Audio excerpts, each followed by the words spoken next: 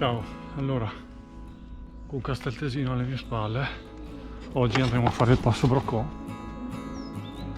Sono circa 15 km di salita. Speriamo che il tempo tenga, vediamo come va. Casteltesino è lì. Allora.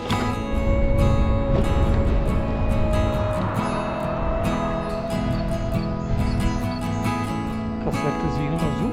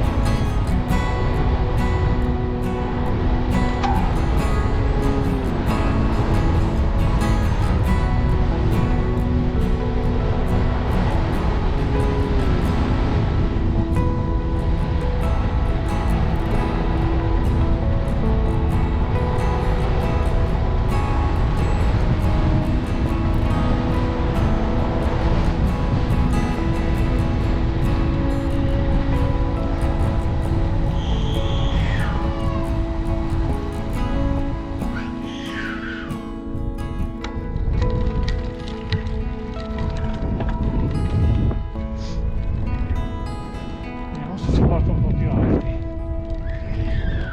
arriva Coazza.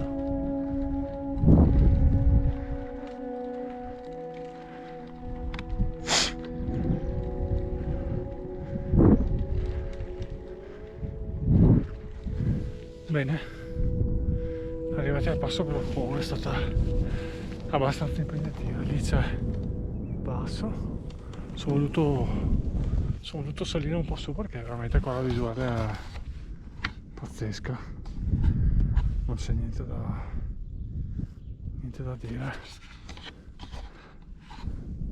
veramente bello. Il tempo si è un po' rabbuiato, ma veramente top la visuale qua.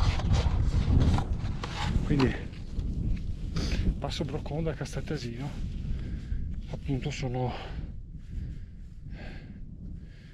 sono circa 15 km e anche questo è abbastanza impegnativo, però merita veramente il posto.